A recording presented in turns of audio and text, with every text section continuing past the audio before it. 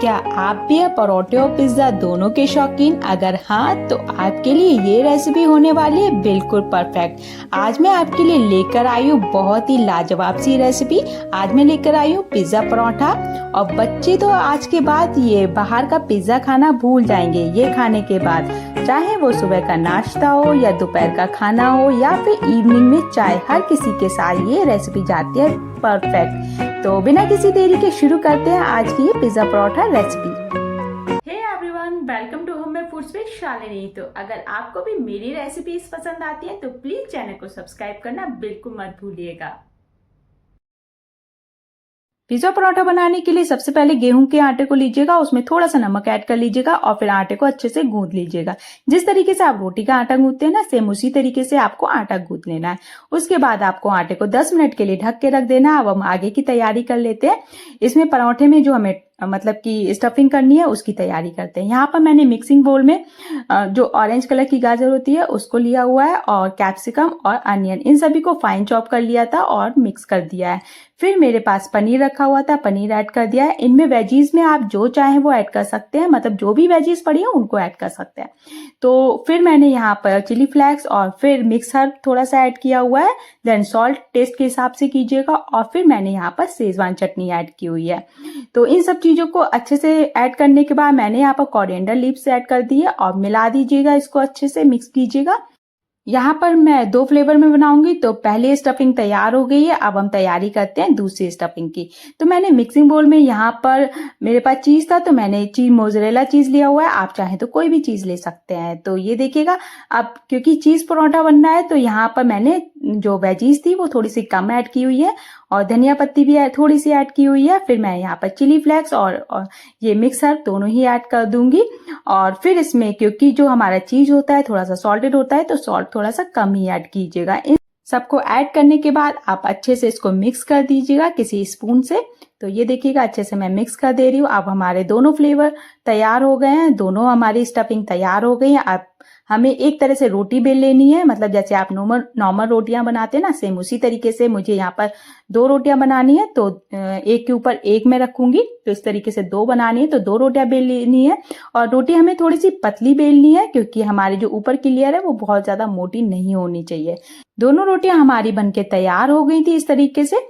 और ये देखिएगा, थोड़ी सी बड़ी बनाइएगा क्योंकि पिज्जा है तो थोड़ा सा बड़ा ही सही रहेगा। तो यहाँ पर हमारी रोटियां बन गई हैं और ये जो इसके एजेस है ना वो पार्ट छोड़ दीजिएगा। यहाँ पर मैंने बीच में जो स्प्रेड चीज होता है वो ऐड कर रही हूँ। ये बिल्कुल ही ऑप्शनल है, आपका मतलब जिस हिसाब का टेस्ट हो आप उस तरीके से चीजें इसमें लगा सकते हैं। तो मैंने यहाँ पर स्प्रेड चीज ऐड किया हुआ है, बच्चों को बहुत पसंद आता है। और फिर जो मैंने स्टफिंग तैयार की हुई थी वो इसमें बीच में डालूंगी। उससे पहले जो इसके एजेस हैं वहां पर मैं पानी लगा दूंगी अच्छे से, जिससे जब मैं दूसरी रोटी रखूंगी तो अच्छे से चिपक जाएगा और जो स्टफिंग है वो बाहर नहीं आएगी। तो ये देखिएगा, जो स्टफिंग है वो अच्छे से इसमें मतलब ऐड कीजिएगा। तो तभी हमारा जो ये पिज्जा परोठा है उसका टेस्ट अच्छा लगेगा। और बच्चों के लिए बहुत ही हेल्दी है, आप चाहे तो उनके लंच बॉक्स में भी इसको रख सकते हैं, बहुत ही शौक से खाते हैं वो। और हिडन तरीके से जो भी वेजीज आप चाहते हैं वो बच्चों को दे सकते हैं। आप देखिएगा, जो दूसरी रोटी मैंने बनाई हुई थी तो उसको भी इस तरीके से मैंने ऊपर से कवर कर दिया है। अब इस तरीके से आपके पास फॉर्क होगा और इसके जो एजेस हैं उसको प्रेस कर दीजिएगा। तो यहाँ पर ये जो एजेस हैं वो मतलब खुला हुआ नहीं रहना चाहिए, तो नहीं तो हमारी जो स्टफिंग है वो बाहर आ जाएगी। तो ये देखिएगा, अच्छे से मैंने इसको कवर कर दिया था। और अब दूसरा जो पिज्जा परोठा है वो मैं बना लेती हूँ। तो यहाँ पर मैंने देखिए इस तरीके से दोनों रोटियों को इस तरीके से ऊपर एक के ऊपर एक रख दिया है और इस नाइफ से इस तरीके से मैं रेक्टेंगुलर शेप में इसको कट करूंगी। तो यहाँ पर देखिएगा, ये इस तरीके से इसके जो एजेस हैं उसको निकाल दीजिएगा और जो बीच में जो पार्ट है ना उसमें स्टफिंग हम करेंगे। तो ये हमारा बनके तैयार हो गया है। और अब थोड़ा सा मुझे यहाँ पर मोटी सी लग रही थी इसकी रोटी, तो मैं थोड़ा सा और इसको बेलन से इस तरीके से थोड़ा सा पतला करूंगी। तो देख लीजिएगा, आप अपने हिसाब से इसको मतलब कर सकते हैं। तो यहाँ पर मैंने दोनों जो थे सेम साइज के रखने थे तो दोनों को इस तरीके से बेल लिया है। अब हमारी जो मतलब की स्टफिंग है वो मैं इसमें रखूंगी। तो ये देखिएगा अच्छे से आप ये चीज परोठा तो बच्चे बहुत शौक से खाते हैं। मतलब एक बार आप ये चीज परोठा बना के देखिएगा, ट्रस्ट मी बच्चे बाहर का पिज्जा मंगाना भूल जाएंगे। बहुत टेस्टी लगता है ये परोठा, आप सॉस से खाइएगा, बहुत टेस्टी लगेगा।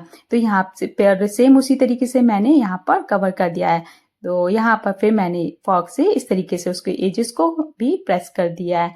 तो अब मैंने गैस पे तवा रख दिया है और उस पे परोठा डाल दिया एक। तो यहाँ पर परोठा सिक रहा है और उसमें ये देखिएगा कितना अच्छा परोठा है, मतलब ऊपर से मतलब अच्छे से फ्लफी सा हो गया है। बहुत ही बढ़िया सा हमारा परोठा, पिज्जा परोठा बनके तैयार हुआ था। तो यहाँ पर मैं इसको अच्छे से सेक लेती हूँ और ये थोड़ा सा ऑयल डालूंगी इस तरीके से और हर तरफ इस पर स्प्रेड करूंगी। ये पिज्जा परोठा बहुत जल्दी बनके तैयार होता है, मतलब हर किसी को पसंद भी आता है और बहुत इजी तरीके से बनके तैयार हो जाता है। तो यहाँ पर मैं अच्छे से प्रेस कर रही हूँ जिससे कि इसके जो एजेस है तो वो अच्छे से सिक जाए, क्योंकि ये जो इसका ये वाला पार्ट है ना किनारे का, तो वो थोड़ा सा सिकने में टाइम लगता है। तो इसको इस तरीके से प्रेस करते रहिएगा। तो ये हमारा ये पिज्जा परोठा बनके तैयार हो गया है।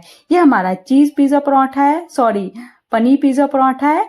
और दूसरा मैं बनाने वाली हूँ जो दूसरा फ्लेवर है वो है चीज पिज्जा परोठा, आपको वो भी बहुत पसंद आएगा।